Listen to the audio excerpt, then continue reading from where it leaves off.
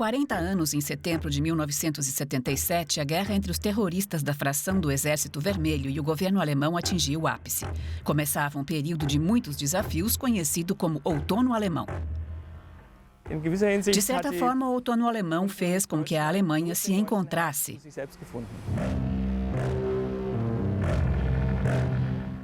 Tinha uma missão no ar, uma ordem para dar fim a algo que os próprios pais não fizeram. E essa tarefa tinha que ser executada.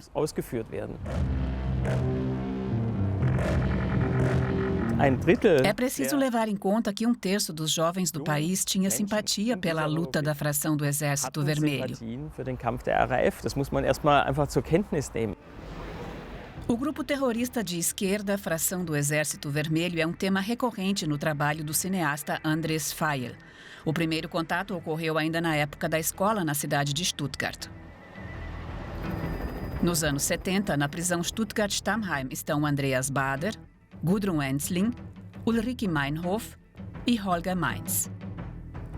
O cineasta acompanha o julgamento dos principais líderes do grupo terrorista e de militante da Jovem União, organização juvenil ligada a partidos políticos conservadores, ele se torna simpatizante da esquerda. Eu me dei conta de que se criou uma espécie de fascínio por essas pessoas que estavam dispostas a lutar por um mundo melhor.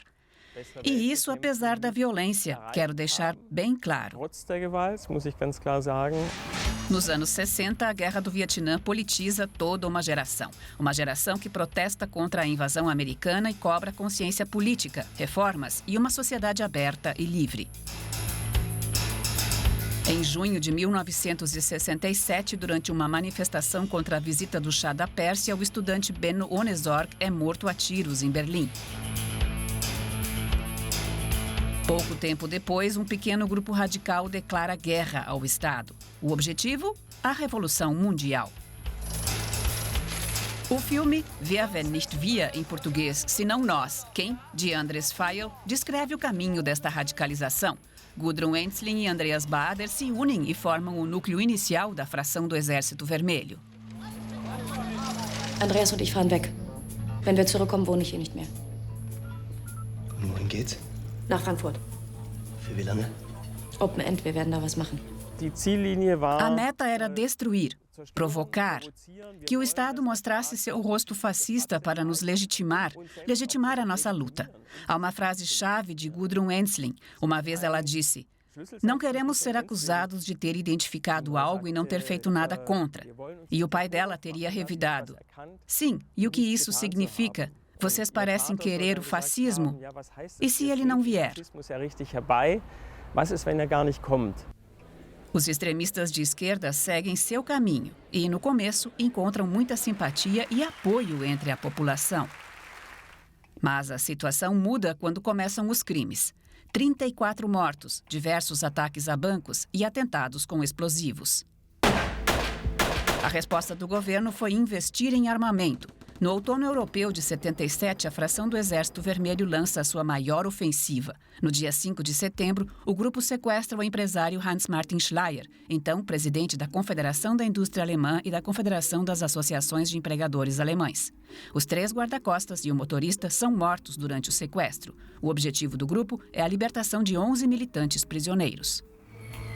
Mas o governo não cede à chantagem. E em 13 de outubro, aliados da fração do Exército Vermelho sequestram um avião da Lufthansa. O então chanceler federal Helmut Schmidt continua não cedendo. E quando a aeronave pousa na Somália, forças especiais da Polícia Federal da Alemanha conseguem libertar os reféns.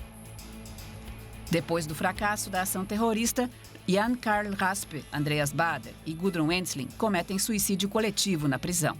Pouco depois, Hans-Martin Schleyer é assassinado. De alguma forma, as duas partes tinham um espírito belicoso. Eram principalmente oficiais militares e militares bem-sucedidos, com um espírito de comando, de ação e firmeza, podia-se ver na época.